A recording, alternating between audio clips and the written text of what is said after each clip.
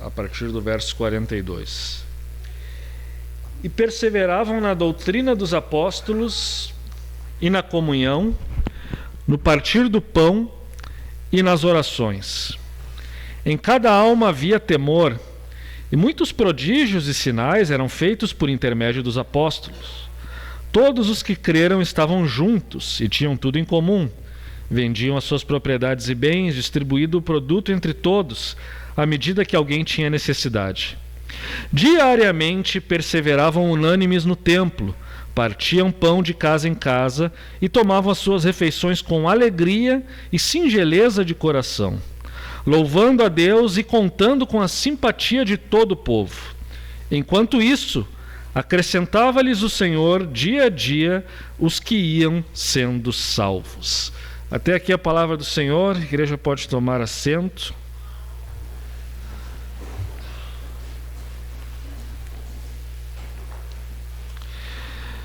Meus irmãos, esta é a nossa última mensagem, digamos, das mensagens livres. Na próxima semana iniciamos uma nova série de mensagens, já foi anunciado semana passada, baseada em livros do Antigo Testamento.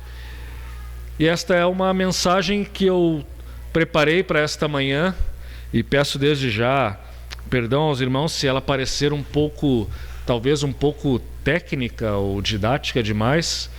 Mas, conversando com os obreiros aqui da congregação, achamos relevante termos um momento para falarmos um pouco do culto.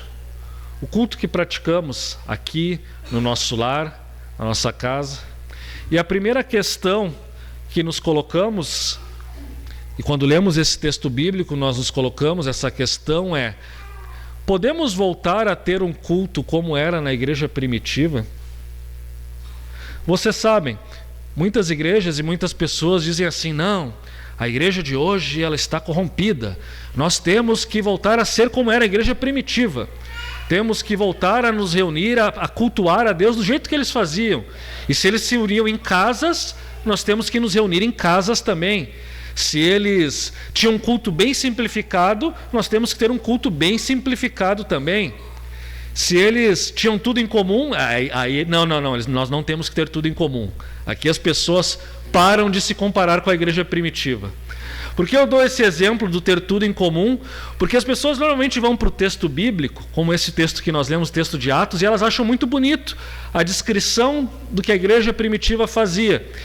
E elas acham que hoje nós podemos simplesmente replicar o culto que era praticado no tempo dos apóstolos nas igrejas de hoje. E não é assim. Não é o processo de transformação do culto ao longo da história não é um processo de corrupção do culto. Não é um processo de afastamento do Espírito Santo. Não é um processo de afastamento da igreja da simplicidade que ela tinha. Em alguns casos pode ser. Falaremos um pouco mais sobre isso mais adiante. E sim, em alguns casos o culto se afasta de uma simplicidade evangélica que ele deveria ter. Mas isso não significa que todo o culto e toda a igreja se afastou dessa simplicidade evangélica. E isso não significa que nós temos que fazer exatamente o que eles faziam. Porque vejam bem, se pegarmos o texto que nós lemos aqui de Atos, ou outros textos bíblicos que de alguma maneira falam o que a igreja fazia quando se reunia, são poucos, é verdade, mas eles existem. Se nós pegarmos esses textos e simplesmente quisermos imitar, nós teremos um problema. Quem aqui vai estar disposto a vender todos os seus bens e ter tudo em comum? Ainda que o texto não está dizendo que eles faziam isso com todos os bens, porque mais adiante nós vamos ver no próprio livro de Atos que alguns cristãos se destacaram por fazer isso, o que significa que haviam outros que não faziam isso. Além disso, a gente sabe que muito cedo essa prática foi abandonada. E muito provavelmente ela tinha a ver com o contexto histórico da cidade de Jerusalém, em que as pessoas estavam vivendo naquele tempo com um grande número de convertidos e até certo ponto, entre aspas, poderíamos dizer, refugiados que estavam ali. Mas a questão é: qual é o culto que agrada a Deus, portanto? Se nós não podemos simplesmente voltar aos tempos do Novo Testamento e imitar aquilo que a igreja primitiva fazia, seja porque o nosso contexto histórico é diferente, seja porque isso não estaria certo, porque muitas das coisas que a Bíblia relata não são necessariamente coisas a serem imitadas, mas são apenas relatos de práticas que eram feitas nos tempos antigos, em alguns casos, não em todos, evidentemente. O que seria então um culto que agrada a Deus e por que nós fazemos o que fazemos aqui domingo após domingo? E por que nós acreditamos que o que fazemos aqui domingo após domingo é correto? E por que nós acreditamos que Deus fala conosco domingo após domingo? E por que nós acreditamos também que o que fazemos aqui agrada a Deus? E por que nós cremos que o que alguns lugares fazem em nome de Deus, em nome de Jesus, nós entendemos que não agrada a Deus e que é errado? Falaremos um pouco sobre isso nesta manhã. Mas eu gostaria de fazer essa pregação baseada naquilo que a igreja fazia antigamente e falar para vocês a respeito dos princípios bíblicos da adoração e dos princípios bíblicos do culto. E esse texto de Atos é um texto que nos é muito útil porque ele nos mostra, ele não fala exatamente como era o culto da igreja primitiva. E aqui nós temos que fazer mais uma observação. Se alguém vier e disser para vocês assim, não, a Bíblia diz como tem que ser o culto, e isso é perfeitamente claro, e qualquer pessoa que lê vai entender, não caiam nessa. Essa é uma leitura fundamentalista da Bíblia. Não, meus irmãos, a Bíblia não é um manual de culto. A Bíblia não é um manual litúrgico, e em nenhum lugar do Novo Testamento descreve um culto cristão primitivo como ele acontecia exatamente. Ah não, mas Efésios, Colossenses fala lá cantando com sal. Ela só fala isso. Ele nem sequer diz que isso é feito no culto, ainda que nós entendemos que sim, que Paulo está se referindo ao culto ou a um aspecto do culto. Ah, mas Atos fala que a igreja perseverava na doutrina, no partir do pão. Sim, mas ela não diz como que isso acontecia. Ela não diz quantas orações eram feitas. Ela não diz se a igreja cantava. Vejam, nós não encontramos registros claros de como era a música na igreja primitiva.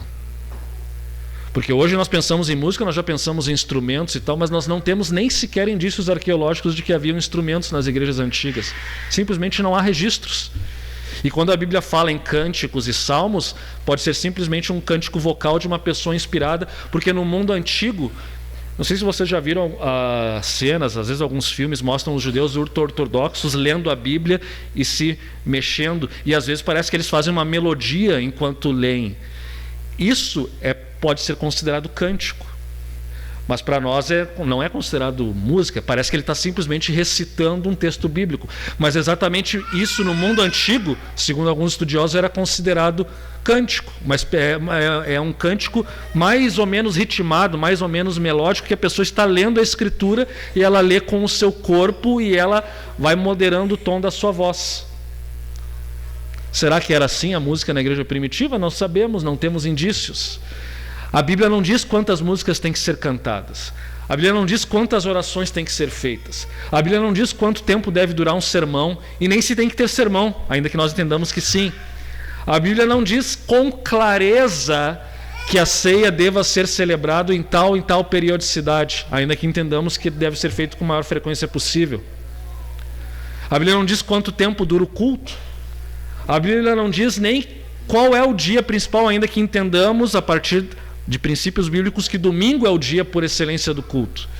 Então, meus irmãos, a Bíblia ela não estabelece padrões claros e unificados exatamente em pormenores como o culto deve ser, mas ela estabelece princípios sobre como o culto deve ser. E por isso nós encontramos hoje uma grande variedade de liturgias, uma grande variedade de igrejas e denominações que cultuam a Deus de maneiras diversas, e nem por isso elas estão erradas em fazer uma adoração de maneira diferente da nossa, mas às vezes estão erradas sim. Há situações que, quando elas estão erradas, quando elas violam os princípios da palavra de Deus. Quando elas não estão erradas, quando elas seguem os princípios da palavra de Deus, mas culturalmente ou por motivos práticos elas fazem coisas diferentes ou têm momentos relativamente diferentes daqueles que nós temos aqui. Agora, vejamos o que o texto bíblico nos fala, e a partir daqui nós extraímos algumas verdades bíblicas do culto da igreja primitiva. Em primeiro lugar, Atos nos diz que eles perseveravam na doutrina dos apóstolos. Quando se fala em doutrina dos apóstolos, entendemos que a igreja perseverava no ensino, na pregação. E mais uma coisa, doutrina, a palavra grega, né, que diz de doutrina, ela didaquê, ela está falando de ensino, instrução. Uma pregação que não ensina não é pregação. Toda pregação, às vezes a pessoa diz assim, a pregação no botânico parece ensino. Sim, parece ensino por quê? Porque se nós não ensinarmos, nós não estamos pregando. Nós estamos berrando, gritando, falando palavras de ordem, mas não tem conteúdo nenhum. Toda pregação, necessariamente em algum momento ela vai ensinar. E qual era o ensino dos apóstolos? Provavelmente aqui pensando que quando Atos foi escrito, nesse momento a igreja era toda composta por judeus. Os judeus já conheciam o Deus da Bíblia, eles já conheciam o Antigo Testamento, já conheciam os mandamentos. Eles eram instruídos, portanto, a respeito de Jesus Cristo. Quem era Jesus, quem ele foi, o que ele ensinou e a interpretação que Jesus dava sobre os mandamentos do Antigo Testamento. O Sermão do Monte, por exemplo, é um ensino. E o que isso nos ensina a respeito do culto?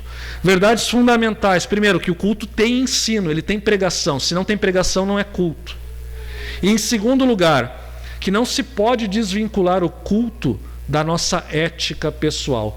Ensino, doutrina dos apóstolos envolve ética, instrução sobre como viver, como devemos viver, o que devemos fazer, o que não devemos fazer, o que agrada, o que não agrada a Deus.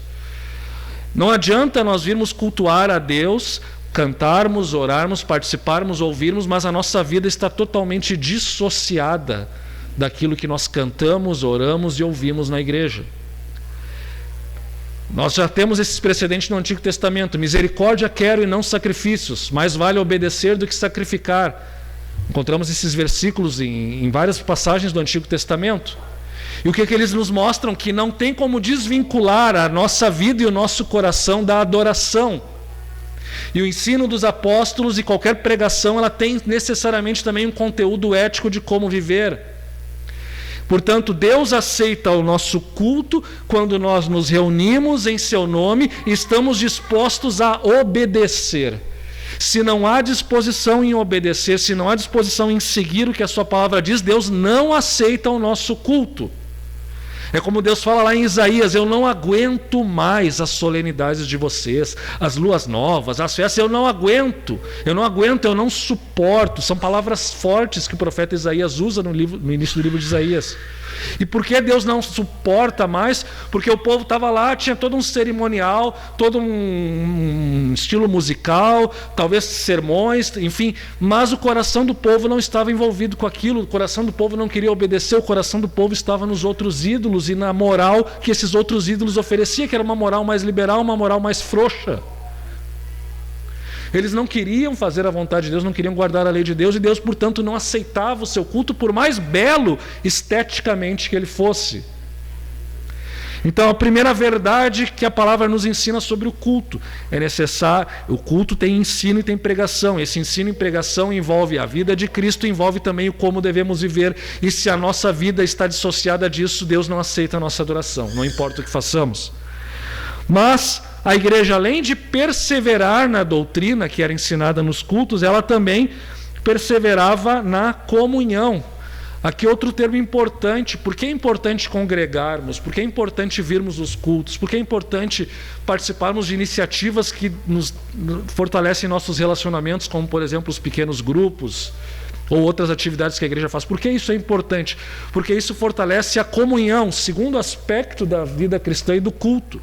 Por que nós temos um momento aqui em que as pessoas se cumprimentam? Em algumas liturgias de outras igrejas isso é chamado até de beijo da paz. Em alguns momentos isso vai acontecer na ceia, em outras liturgias isso vai acontecer depois do culto. Mas nós fazemos isso no meio do culto porque entendemos que isso também faz parte da adoração. A comunhão entre os irmãos faz parte da adoração. Eu não posso estar junto com alguém que eu odeio cultuar junto. Nós temos que ter um bom relacionamento. O nosso relacionamento, por sua vez, se baseia não nas nossas preferências pessoais ou sociais, mas sim naquilo que Deus fez por nós, naquilo que Cristo fez por nós. É uma comunhão que ela vem pelo poder do Espírito Santo. O Espírito Santo que nos dá o vínculo de comunhão, o vínculo da paz. A igreja dos tempos do Antigo Testamento prevalecia, ela tinha comunhão. As pessoas compartilhavam as suas vidas, as pessoas discipulavam umas às outras. As pessoas conviviam juntos. As pessoas se chamavam, vejam como nós temos resquícios disso, na maneira como nós evangélicos costumamos nos chamar, né? Irmão. irmão. Por que chamamos uns aos outros de irmãos? A ideia é de família, a ideia é de comunhão. Essa é uma característica. O culto em que agrada a Deus é um culto em que não são pessoas que não têm nenhum contato, chegam aqui, ouvem uma palavra, vão para suas casas como se nada tivesse acontecido e não tem nenhum relacionamento com os seus irmãos que cultuam junto. O culto cristão pressupõe também comunhão uns com os outros. Mas Atos continua, partir do pão. Aqui muito provavelmente a alusão aqui é a Santa Ceia. Santa Ceia é um elemento do culto. E particularmente eu entendo que a Santa Ceia deveria estar em todos os cultos. Por uma questão aqui histórica, denominacional, nós não fazemos Santa Ceia em todos os cultos. Mas nós temos sim fundamento bíblico e teológico para que a Santa Ceia seja realizada domingo após domingo. Por quê? Porque é um elemento importantíssimo do culto. É um momento em que, pelo partir do pão, nós estamos representando o Evangelho e também estamos sendo alimentados de uma maneira que a nossa razão não compreende plenamente. Mas é algo que acontece. E estamos seguindo algo que Jesus mesmo instituiu, uma ordenança, ou se preferirem o termo sacramento, um sinal visível de uma graça invisível. Mas o fato é que recebemos algo, isso é importante para a nossa fé, fortalecida, e nós vemos que a igreja primitiva perseverava no partir do pão. O partir do pão era algo contínuo, era algo repetitivo, era algo que acontecia quando eles estavam reunidos. Então era um elemento importante do culto na igreja primitiva. E nas orações. Evidentemente, se a igreja se reúne e a igreja não ora, o que ela está fazendo? A oração é o meio com que nós nos direcionamos a Deus, e claro que aqui temos que entender que, pelo menos nos tempos antigos, muitas vezes não se distinguia entre oração e cântico, eram praticamente a mesma coisa, porque às vezes não havia música, às vezes a própria oração era uma música e às vezes essa oração era cantada de uma maneira ritmada. Então, oração, cântico, elas são, em alguns casos, elas são quase sinônimos na Escritura. Mas o fato é que o povo se dirige a Deus em oração, o povo responde ao chamado de Deus para cultuar por meio de orações. A igreja era uma igreja que orava. E não nos enganemos, meus irmãos, já falei isso em outras pregações, a oração é a prática da fé. O que isso significa? Que se nós não oramos, nós não praticamos a fé. Em outras palavras, se nós não oramos, nós vivemos como se não tivéssemos fé. Não orar é ateísmo prático. Ah, mas eu acredito em Deus. Mas se você não ora e não se dirige a Ele, você na prática é um ateu. Oração é ateísmo na prática. Quer dizer, falta de oração, não oração, falta de oração é ateísmo na prática. Mas quem ora, fala com Deus, se dirige a Deus, se prostra diante de Deus, reconhece a grandeza, a soberania de Deus, reconhece as maravilhas e a glória de Deus, reconhece o cuidado de Deus sobre o seu povo e também pede para que Deus continue cuidando e abençoando o seu povo. E a igreja dos tempos do Novo Testamento fazia isso, e esse é mais um princípio fundamental do culto. Culto sem oração não é culto de maneira nenhuma. Mas o que mais caracterizava? Versículo 43, em cada alma havia temor. E aqui, meus irmãos, é um outro aspecto importante que, infelizmente, igrejas do nosso século, isso começou no século XX, né? Mas século XX, século XXI, negligenciam o aspecto do temor. Culto não é como ir num cinema, em que tu senta confortavelmente numa poltrona, come pipoca, toma um refrigerante, assiste um filme que dura mais ou menos o tempo de um culto, né? E sai de lá, às vezes com as emoções, né? O filme às vezes mexe com as nossas emoções, nós sentimos que às vezes até temos alguma experiência, né? E saímos de lá e vamos para casa. Algumas pessoas comparam e acham que o culto é como se estivesse indo num cinema ou num show musical, mas não é. Culto, meus irmãos, é estar na presença de Deus. Culto, portanto, necessariamente implica temor. E, portanto, liturgias de culto que induzem as pessoas a pensar que eles estão num ambiente descontraído, num ambiente de entretenimento, é um culto que negligencia o princípio bíblico do temor. O temor a Deus é necessário. E, meus irmãos, o fato é que a nossa sociedade, na sua informalidade, na sua cultura de entretenimento, ela invade todas as esferas, inclusive a esfera cultual. Então há lugares que nós vamos e as pessoas vão dizer assim, não, mas o nosso culto é bíblico, porque nós oramos, nós pregamos, a palavra até, o conteúdo dela pode ser bom, nós temos Santa Ceia, né, nós temos comunhão com os irmãos, mas a atmosfera, o ambiente, a maneira como é conduzida parece, na verdade, um show de stand-up, ou sei lá o quê. Ela nos induz a encarar o culto como uma informalidade indevida. E vejam, eu não sou contra aqui a simplicidade no culto. Nós vamos ver mais adiante também que a simplicidade também é uma característica do culto na igreja primitiva, que também ela pode, em muitos aspectos, ser aplicada ao culto contemporâneo, porque senão as pessoas não vão entender o que está sendo feito. Mas simplicidade não significa vulgaridade, simplicidade não significa falta de temor, simplicidade não significa irreverência. Simplicidade não significa eu fazer aquilo que é mais confortável para mim. O culto não é para nós, não custa lembrar isso, o culto não é para nós, o culto é para Deus. Portanto, nós, antes de pensarmos naquilo que é mais confortável para nós, temos que pensar naquilo que agrada a Deus, porque a Ele é devida a honra, a glória e o louvor e não a nós. Então a atmosfera, cultos ou liturgias, ou estilos de culto, que induzem as pessoas a pensar que estão num ambiente de entretenimento, eles acabam sendo cultos antibíblicos por esse motivo. E não se enganem, alguém vai dizer assim, não, mas o que importa é o conteúdo. Lê do engano, a forma transmite conteúdo também, sim. Sim, é bem verdade, nós podemos ter uma forma bonita e o conteúdo vazio, pode haver muita hipocrisia, mas não se enganem, assim como você não vai comparecer num juiz perante um juiz de qualquer jeito, perante o poder judiciário de qualquer jeito, você também não vai comparecer diante de Deus de qualquer jeito, e não vai se portar na presença de Deus de qualquer jeito. A maneira como nos portamos, a maneira como fazemos as coisas, transmite o que está no nosso coração, transmite o conteúdo. A maneira como eu prego, se eu prego aqui como um animador irreverente, fico o tempo inteiro aqui fazendo piadinhas, engraçadinho, etc e tal. Veja, não estou dizendo que eventualmente isso não seja usado como uma técnica de discurso, mas assim, se isso caracteriza os sermões e a pregação, há Deus temor, não há mais temor. E nós induzimos as pessoas a encararem a presença de Deus dessa maneira também, com uma informalidade indevida.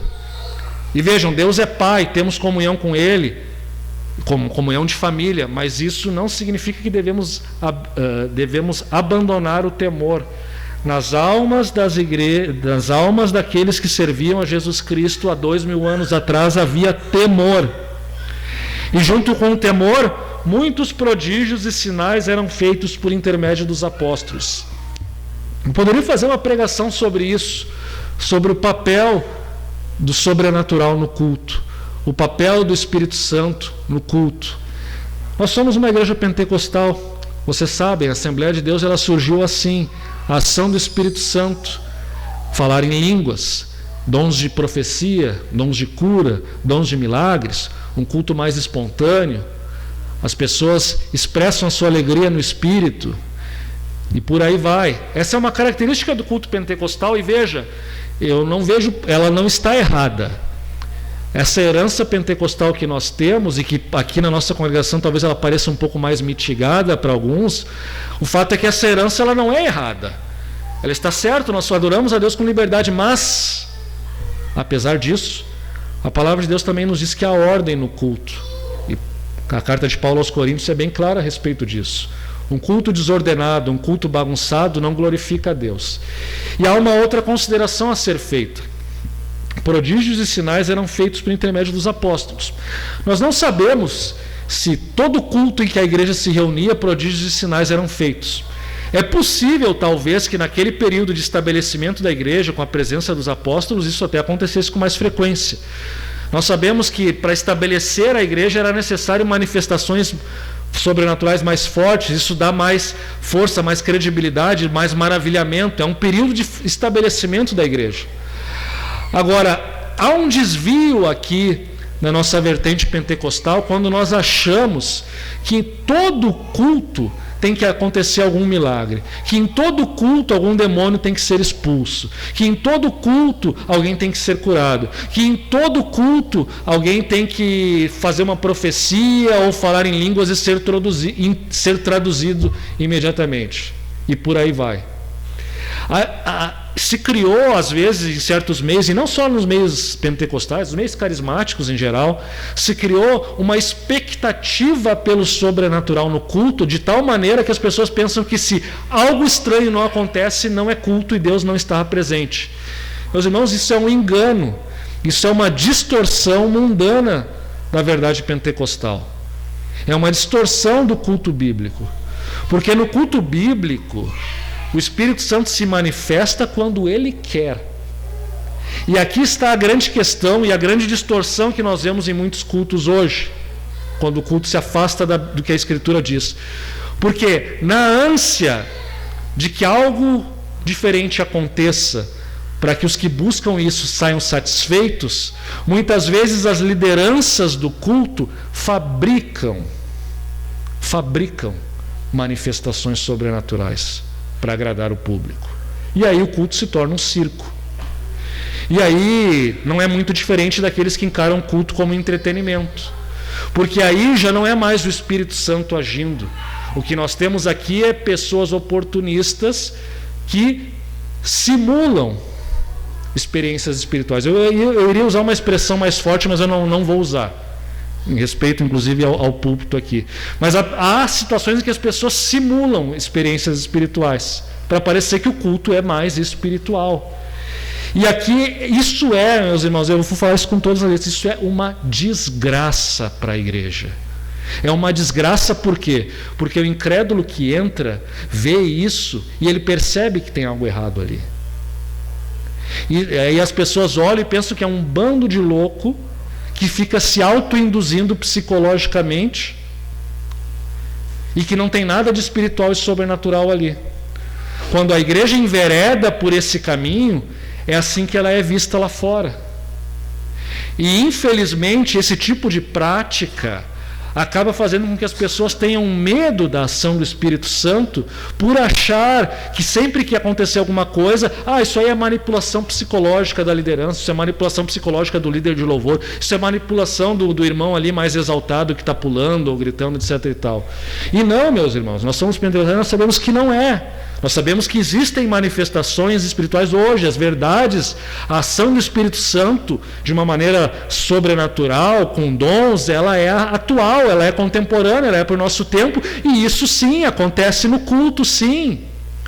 O culto não é necessariamente uma liturgia rígida, que não tem flexibilidade.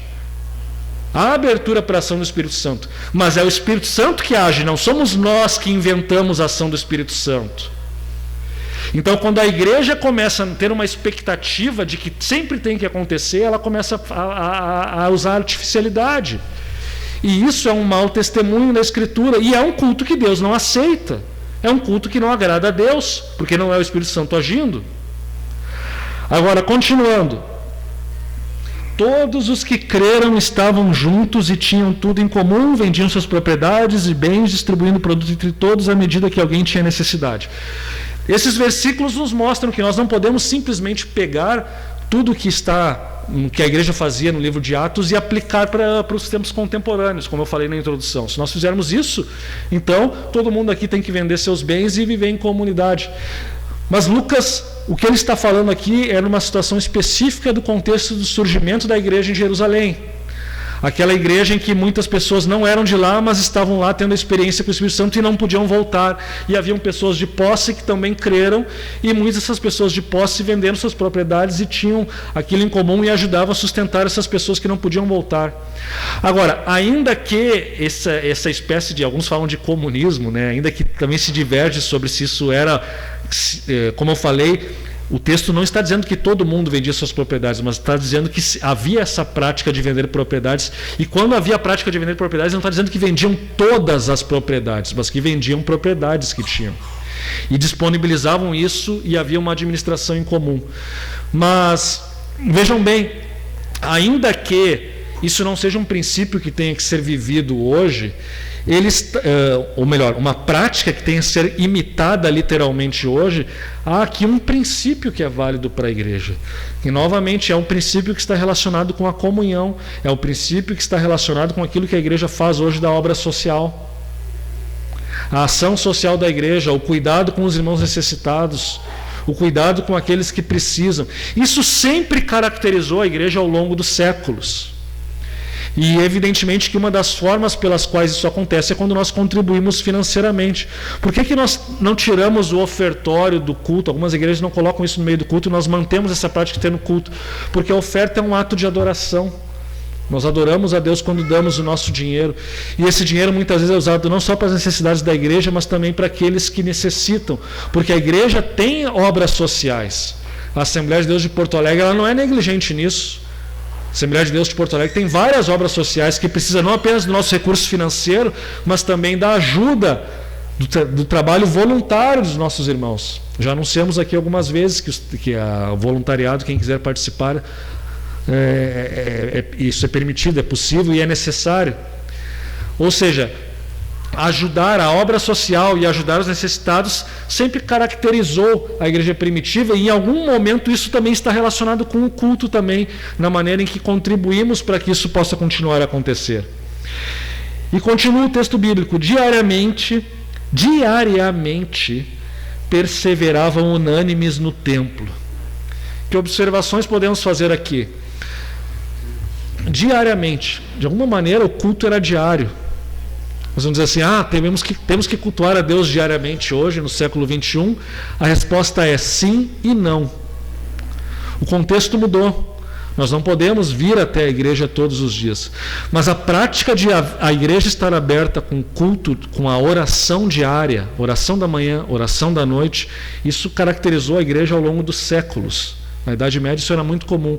Por que isso era bastante comum? Porque era a única maneira das pessoas ouvirem a palavra de Deus. Lembre-se, as sociedades, as pessoas eram majoritariamente analfabetas. Elas não tinham como ler a Escritura. E mesmo que tivessem como ler, elas não teriam dinheiro para comprar as Escrituras e ter todos os livros em casa. Era muito caro. Antes da invenção da imprensa era inviável. Ninguém tinha. Não se iludam, ninguém tinha Bíblia a não ser as igrejas. Antes da invenção da imprensa. E como é que elas iam ouvir as Escrituras? Como é que elas iam aprender as Escrituras? Como é que elas iam memorizar a Escritura? Participando da oração diária, da manhã, da noite, da tarde. As pessoas iam... Aí vem a ideia de paróquia. A paróquia era uma igreja, uma unidade, no qual as pessoas que viviam ao redor delas iam até aquele lugar para participar das orações diárias, dos cultos diários. E assim a igreja ia ouvindo a palavra de Deus e ia sendo edificada. Isso foi assim desde o início. Por que não é mais? Por vários motivos. Primeiro, porque as pessoas não vivem em torno de uma paróquia, em torno de uma igreja, não podem estar toda hora indo na igreja, porque as pessoas também têm a possibilidade de ter a Escritura em casa e podem ler a Escritura e podem assim cultuar com a sua família. E aí existe hoje o chamado culto doméstico. E aqui eu faço uma observação importante, meus irmãos. Culto doméstico de maneira nenhuma substitui o culto da igreja.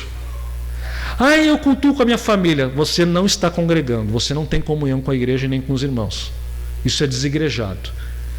O desserviço que muitas vezes o único desserviço que podemos dizer que às vezes a prática do culto doméstico teve foi esse, que às vezes as pessoas acharam que era suficiente. Não é suficiente. Lá na igreja eles nem pregam tão bem, eu prego melhor na minha casa para minha família, então eu não preciso ir na igreja. Engano. Culto doméstico não substitui. E na verdade, nem é questão de ter um culto doméstico. A questão é que tem que haver um momento em que nós lemos a Escritura e oramos a Deus. Elementos fundamentais que fariam parte da oração diária no templo. Ler a Escritura, orar. Ler a Escritura, meditar na Escritura, orar. É isso. Tem que cantar? Não é obrigado a cantar. Nós hoje temos o hábito de cantar porque na nossa cultura se canta com mais facilidade. Conhecemos músicas, cânticos, etc. e tal. Quer cantar, cante. Mas a oração e cânticos estão mais na mesma categoria. São maneiras pelas quais nos dirigimos a Deus e prestamos a honra, a glória e louvor a Ele. Mas temos um chamado a replicar isso como a igreja fazia. O culto central ele deve ser replicado na nossa casa. Se nós não podemos estar reunidos diariamente na igreja, fazemos isso no nosso lar, com nossa esposa, com nossos filhos, enfim. Algum momento de meditação. Diariamente perseverar unânimes no templo. E aqui vejam mais uma coisa que não se pode imitar: o templo de Jerusalém foi destruído. E vejam que curioso, né? Eles criam no Messias, e quem servia, os líderes do templo, não eram pessoas que criam em Jesus. As pessoas leem aqui templo e pensam assim, igreja. Não, meus irmãos, o templo onde eles se reuniam não era igreja. O templo era um lugar gigantesco, enorme, maravilhoso, belo, e que tinha um pátio, os átrios enormes. E vários grupos se reuniam ali simultaneamente e tinham suas reuniões particulares ali nos átrios do templo. Não é que eles estavam lá fazendo um culto no templo e que todo mundo participava, não, porque eles eram minoria, os judeus não acreditavam em Jesus, a boa parte dos judeus não acreditavam em Jesus, mas no lugar do templo a igreja continuou a se reunir como um grupo maior nos pátios, nos átrios do templo. E quando eles iam partir o pão, eles se reuniam nas casas, porque aqui nos diz, se reuniam no templo, partiam o pão de casa em casa e tomavam suas refeições com alegria e singeleza de coração. Partiam o pão de casa em casa. Naquela época, por não haverem igrejas, havia apenas um templo em Jerusalém que não era um templo cristão, era um templo dos judeus, que os cristãos, por hábito, como eles eram judeus, continuavam a se reunir ali nos átrios, mas não era uma reunião oficial, nem aceita pelas autoridades do templo. Por causa disso, a igreja então tinha que se reunir nas casas das pessoas, especialmente das pessoas mais ricas, que tinham casas maiores. Eram grupos menores, era algo semelhante aos nossos grupos pequenos de hoje. Mas as pessoas se reuniam nas casas. Isso significa que nós temos que nos reunir em casas hoje? Não.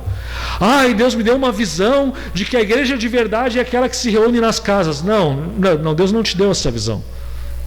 Não. Sim, pode ser que, por motivos práticos, Deus queira usar um ministério que trabalha em casas, ok? Mas isso de maneira nenhuma significa que Deus inspirou a pessoa a usar um novo tipo de igreja e que as outras igrejas estão erradas porque não se reúnem nas casas para fazer os seus cultos. Não. É uma questão prática. Não é uma questão que tem que ser seguida. Não é uma questão de que, se eu for ser bíblico, eu tenho que me reunir nas casas. Mas o que é importante é que, vejam só, eles aqui, com alegria e singeleza do coração. Alegria era algo que caracterizava o culto na igreja primitiva. E aqui, mais uma vez, um detalhe importante, meus irmãos: se reunimos domingo após domingo e temos que nos reunir aqui com alegria. Sim, é verdade que não podemos estar alegres o tempo inteiro, às vezes as circunstâncias da vida nos desanimam, chegamos aqui tristes, desanimados, sim. Mas o culto, nós temos que nos lembrar diante de quem nós estamos. Temos que nos lembrar quem está conosco aqui junto, cultuando conosco, nossos irmãos a quem amamos. Alegria e singeleza significa simplicidade. Ou seja,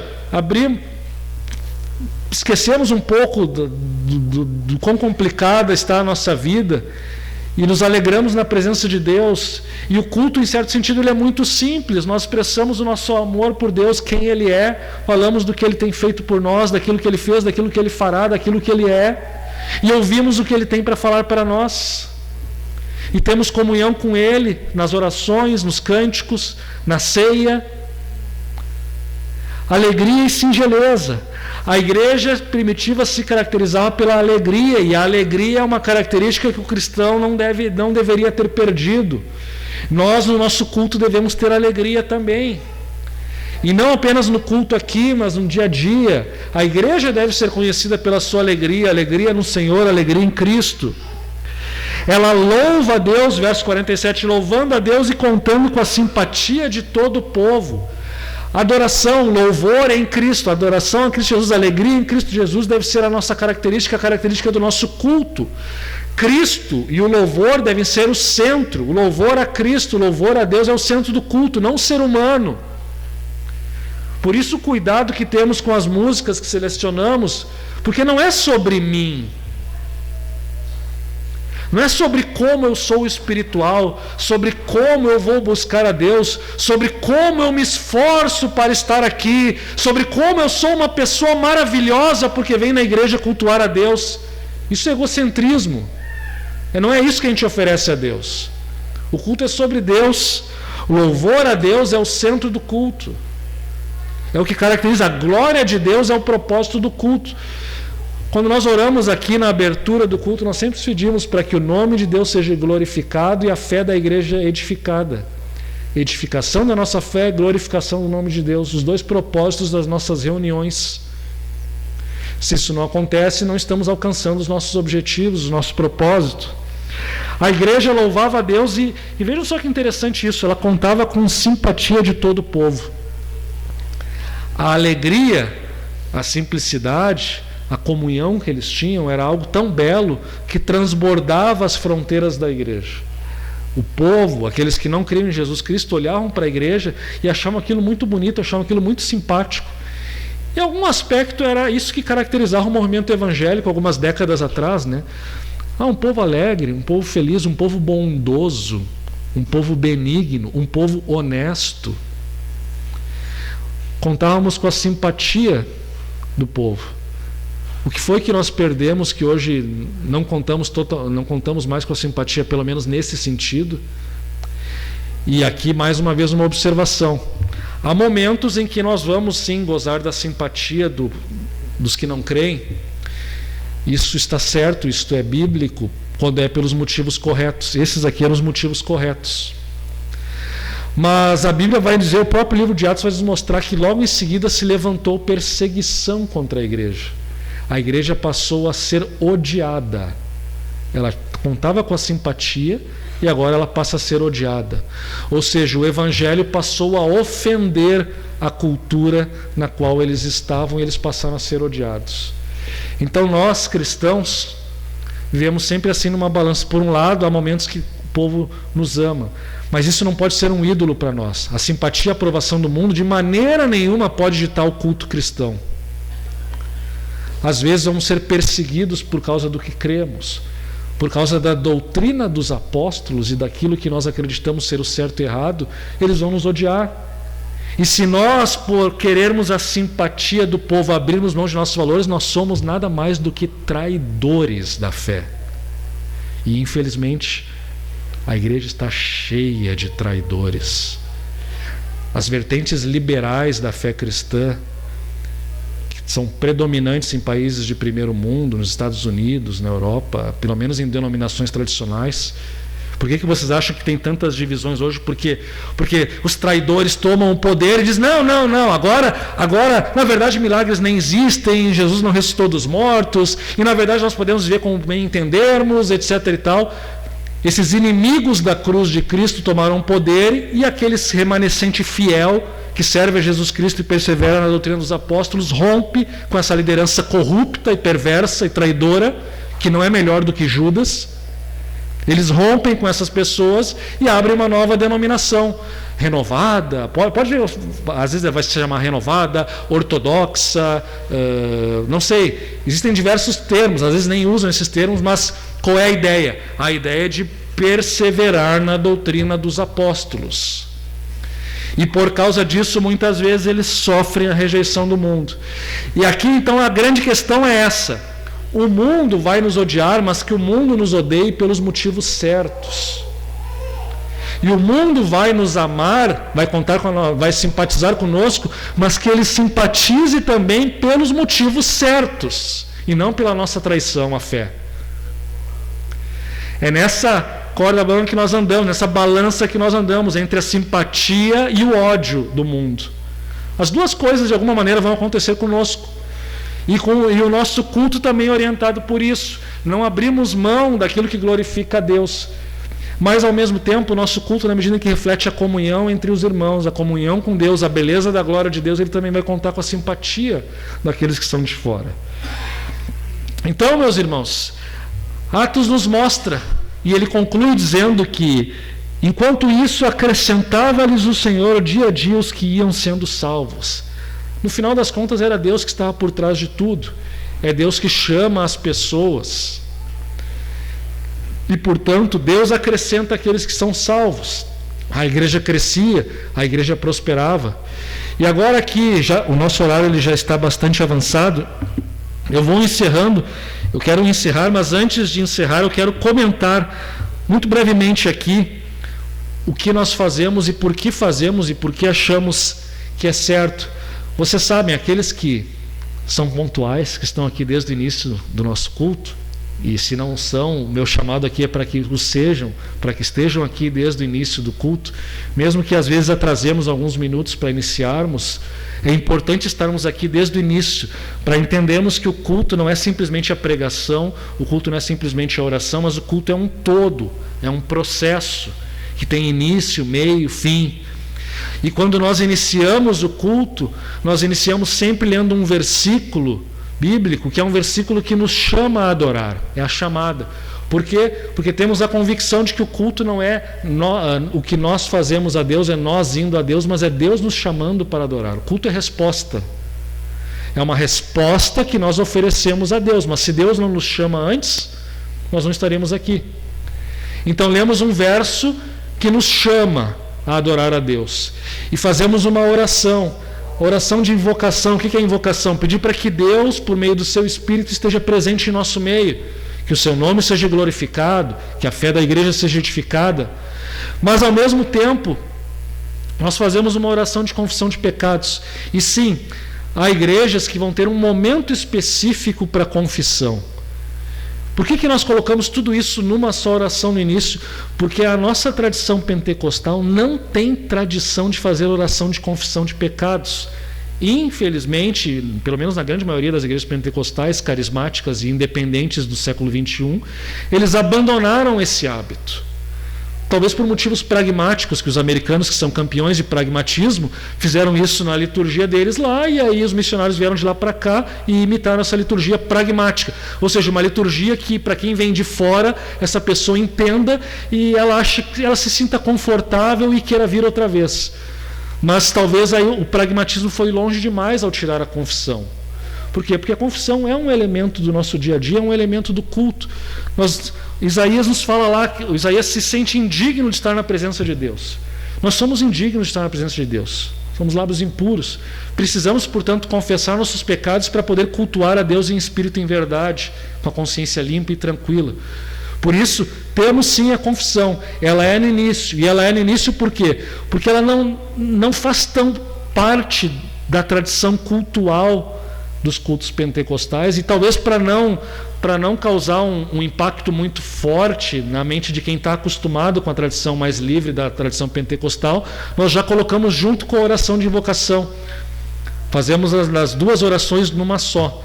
Mas não importa se fazemos juntos, se fazemos separado, o fato é que o fazemos. E ao fazer, reconhecemos que somos pecadores, pedimos o perdão e já ao mesmo tempo mencionamos a palavra de Deus de que somos perdoados e que, portanto, podemos estar na presença de Deus adorando. E logo em seguida essa oração nós cantamos. O cântico faz parte do nosso culto, como faz parte de praticamente todas as igrejas hoje. Mas nós usamos instrumentos. Existem pessoas que acham que não devem ser usados instrumentos. Não vou mencionar o nome aqui, mas sinceramente, eu não vejo fundamento bíblico nenhum para dizer que os instrumentos não devem ser usados. Ainda que, como curiosidade histórica, sim, alguns reformadores, como Calvino, quando ele comenta alguns salmos que falam do uso de instrumentos, ele vai dizer, olha, isso daí é uma coisa do Antigo Testamento, que eles tinham uma espiritualidade mais material, inferior, mas agora que nós somos mais espirituais e temos a Cristo, nós não precisamos mais de instrumentos.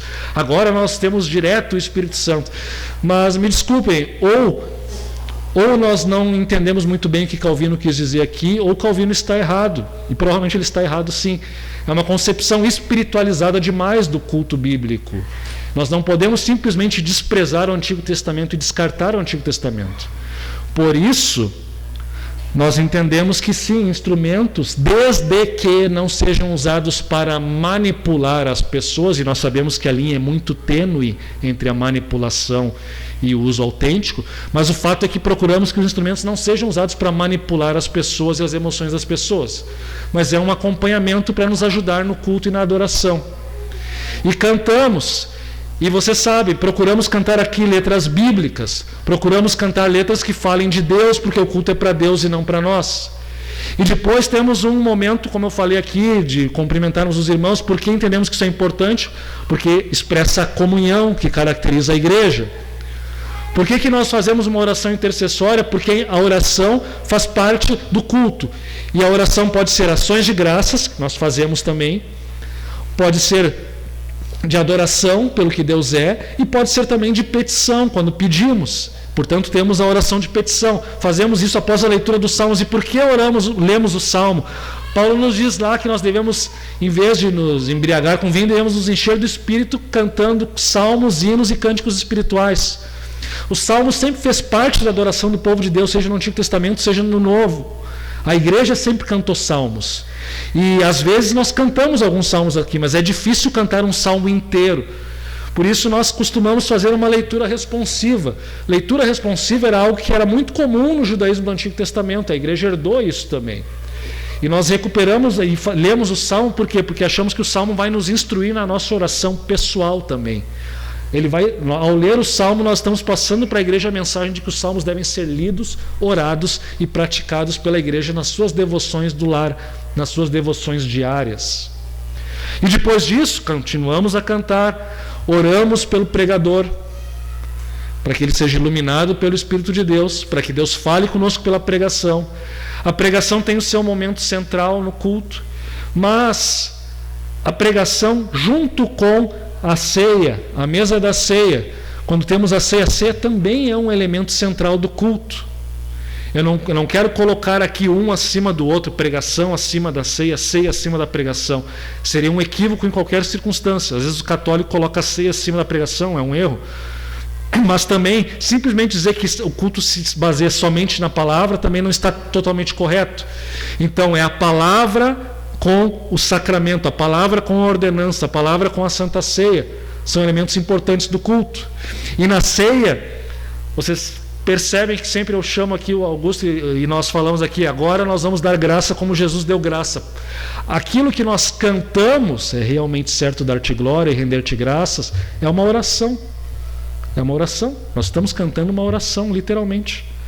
É uma oração cantada, é uma oração, faz parte da grande oração de ações de graças que igrejas em todas as denominações, não importa se é católico, ortodoxo, luterano, presbiteriano, todas as igrejas que têm um fundamento histórico, de alguma maneira fazem uma oração de ações de graças para começar a ceia, na qual se relembra o Deus Criador de todas as coisas, na qual se relembra o Deus Redentor, Jesus Cristo, e na qual se relembra e se pede a ação do Espírito Santo sobre o pão e o cálice.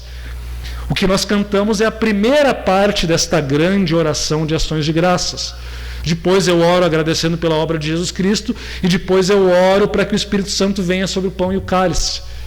A chamada epiclese do Espírito, mas não importa o termo técnico que é usado para isso, o fato é que nós oramos para que o Espírito de Deus esteja presente naquele momento. E aí viemos à mesa. Por que viemos à mesa? É errado distribuir? Não é errado distribuir, mas eu acho mais significativo e simbólico vir à mesa, porque a Santa Ceia é uma representação do banquete messiânico. Estaremos diante da presença de Deus na mesa de Deus. Deus nos convida para vir à sua mesa, e isso é um privilégio. Então, vir até a mesa, nós estamos relembrando de que participar da ceia é um privilégio e é um banquete espiritual, que participaremos de uma maneira mais gloriosa na vinda de Jesus Cristo. Depois disso, encerramos a liturgia da ceia, fazemos alguns anúncios, oramos, uma oração de envio ao mundo, para que cumpramos nossa missão de ser povo de Deus no mundo, sal e luz no mundo. E já abençoamos a vida dos nossos aniversariantes, dos nossos irmãos, mais uma vez a ideia de comunhão aqui presente. É isso que fazemos no culto. Há igrejas que têm corais. Está errado? Não está errado ter coral. Só que, particularmente, nós entendemos que o coral, aqui nós somos uma igreja pequena. Acho que se alguém quer ter um coral, tem que ser uma coisa boa em primeiro lugar. Não, junta ali um monte de pessoa para cantar de qualquer jeito. Isso não é coral, isso é horrível. Mas um coral tem que ser bom. E o coral, ele tem uma função muito específica que é semelhante à de um grupo de louvor. Ele tem que levar a igreja a cantar. Não é assim que eu vou assistir um concerto. Não vim aqui assistir um concerto da OSPA ou um coral cantando. Eu vim aqui para cantar, para adorar a Deus. E, portanto, o coral conduz a igreja à adoração. O coral canta com a igreja. O coral não canta sozinho. Se vocês olharem, às vezes alguns filmes aparecem de igrejas americanas, parece que eles entenderam melhor isso. Vocês veem aqueles corais gospel, né? O estilo gospel, né? Do negro norte-americano, e vocês veem o coral cantando e ele conduz a igreja à adoração. A igreja canta junto. Não é uma apresentação do coral, mas o coral é como um grupo de louvor que conduz a igreja à adoração.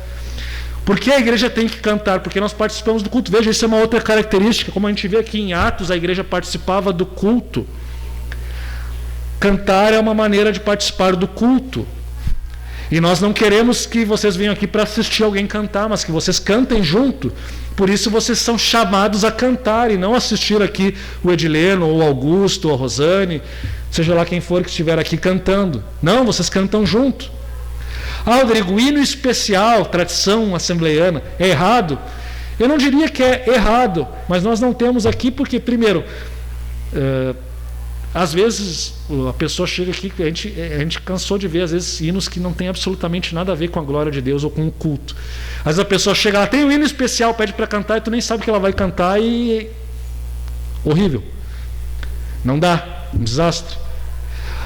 E o outro motivo é que, além disso fugir, às vezes, do planejamento do culto e poder sair alguma coisa que contraria a glória de Deus no culto, tem o fato de que as pessoas não participam. E nós não viemos aqui, o tempo é limitado. Se nós formos aqui botar, as pessoas não vão cantar. Agora, pode ser que em outros cultos isso tenha um lugar, e pode ser que às vezes a pessoa que está cantando no especial, a igreja esteja cantando junto. Bom, ok?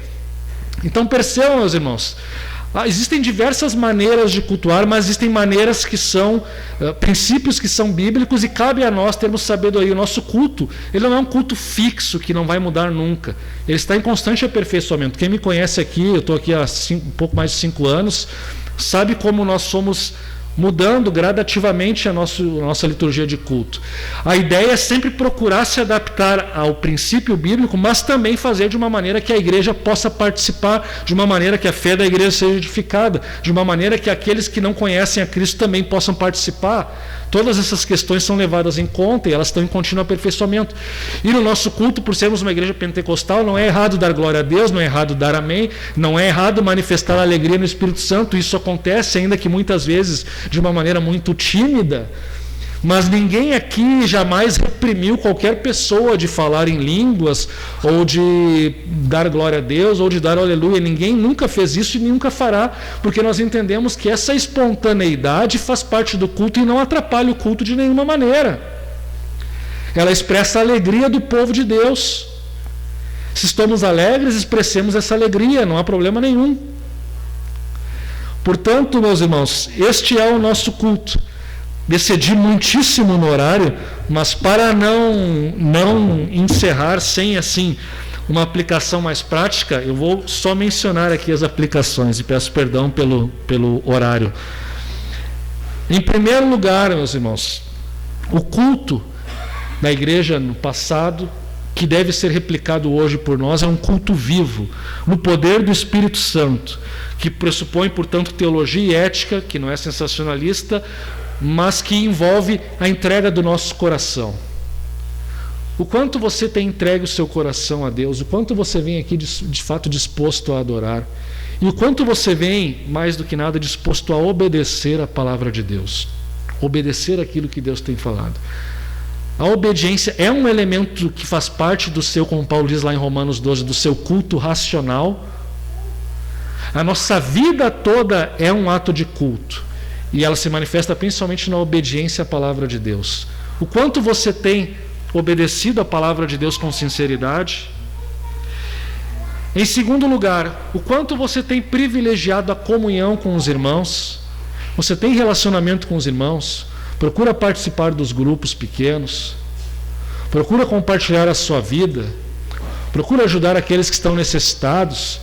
Você tem desenvolvido essa vida de comunhão? Terceiro, oração. A prática da oração é uma constante na sua vida, na sua adoração? Ou você é ateu na prática porque não ora? E por último, alegria, singeleza, louvor, simpatia. A alegria de Deus. seu coração tem alegria em cultuar a Deus? Seu coração tem alegria em se reunir com o povo de Deus? Seu coração tem alegria em ler a palavra de Deus?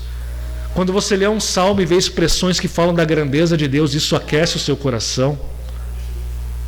Se você não tem alegria no culto, alegria na palavra, alegria em estar em comunhão com Deus e com os irmãos, é hora de se arrepender, é hora de buscar o Senhor, é hora de clamar para que o Espírito Santo seja derramado no seu coração, para que você esteja alegre cultuando a Deus aqui na casa de Deus e no seu lar com a sua família. Que Deus e, portanto, o seu Espírito possa atuar poderosamente nos nossos corações para que possamos cultuá-lo em espírito e em verdade e sairmos daqui sempre fortalecidos na nossa adoração. Vamos nos colocar em pé e vamos orar.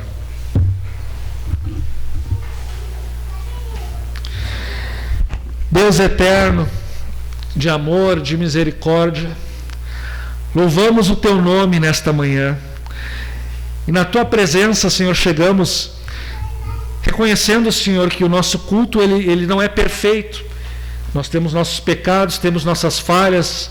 Às vezes não chegamos aqui, não expressamos alegria, não demonstramos a singeleza de coração, falhamos na nossa comunhão com nossos irmãos, nem sempre obedecemos a tua palavra.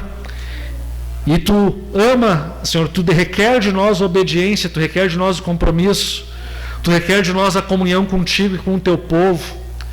Nessa manhã, Senhor, se há alguém aqui que não tem alegria em te cultuar, não tem alegria em te servir, não tem alegria na tua palavra, não te busca, não ora, que tu possa, Senhor, tocar nesse coração, que teu Espírito Santo dê vida espiritual, vitalidade espiritual, para que possa, Senhor, para que essa pessoa possa se juntar a nós em adoração, com alegria, domingo após domingo, e possa replicar isso no seu lar, com a sua família, com sua esposa, ou com seu marido, com seus filhos, com seus pais, enfim, que possa, Senhor, cantar, possa ler a tua palavra, meditar na tua palavra, orar, se alegrar na tua presença diante de qualquer desafio ou dificuldade que enfrente neste mundo, Senhor.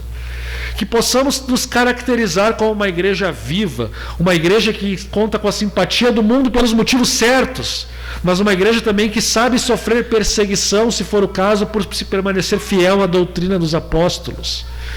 Pai, que o nosso culto possa glorificar o teu nome, que tu nos ensine e nos instrui, Senhor, a aperfeiçoar sempre a nossa adoração, e que a nossa vida pessoal reflita sempre aquilo que fazemos aqui nos domingos pela manhã. Assim nós oramos em nome